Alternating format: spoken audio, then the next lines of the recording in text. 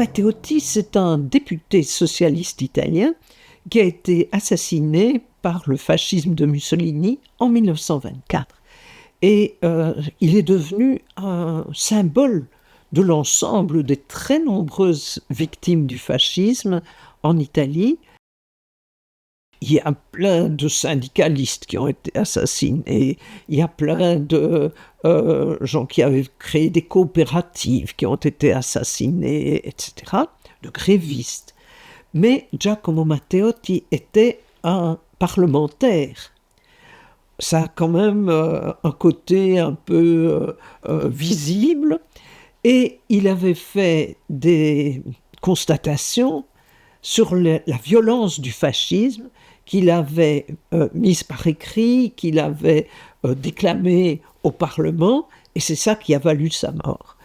On l'a fait taire parce qu'il expliquait très clairement la violence du fascisme qui est inhérente à ce régime. Et puis c'est aussi un homme qui a essayé de montrer dans toute l'Europe ce qu'était la véritable nature du fascisme. Et ça, c'est aussi une cause de sa mort. Et l'assassinat de Matteotti permet de voir le véritable visage du fascisme. Tout ça est fait au prix de violence, et on mate évidemment la liberté d'expression, etc.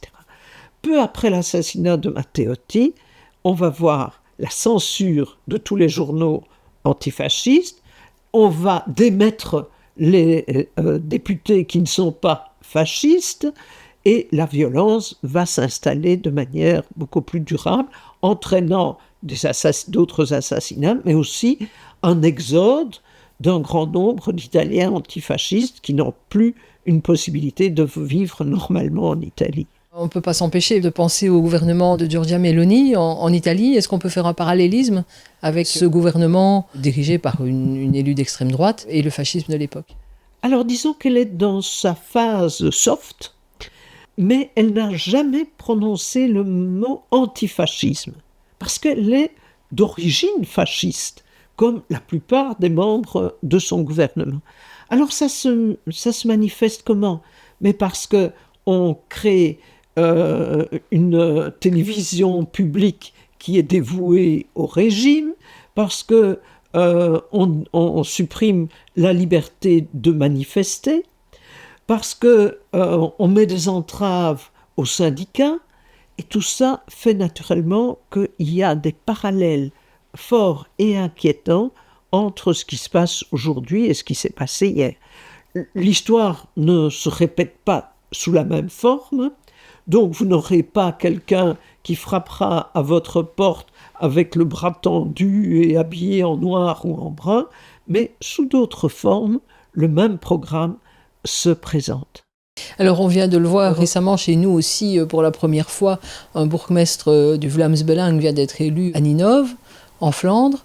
C'est une majorité absolue, donc le cordon sanitaire forcément ne fonctionne pas. Qu'est-ce que ça vous inspire, cette arrivée du Belang au pouvoir? Alors, l'arrivée du Belang au pouvoir, c'est l'arrivée du programme économique et social du VOCA, c'est-à-dire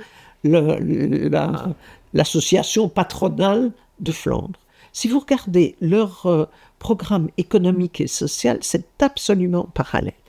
Et donc, nous, comme syndicalistes, nous devons être extrêmement vigilants par rapport à cet aspect. On peut croire que, non, c'est simplement des gens qui veulent leur identité, etc. Non, il y a un programme social et économique, et leur premier ennemi, ce n'est pas forcément les francophones, surtout si c'est un patronat francophone, mais leur premier ennemi, ce sont les défenseurs des travailleurs.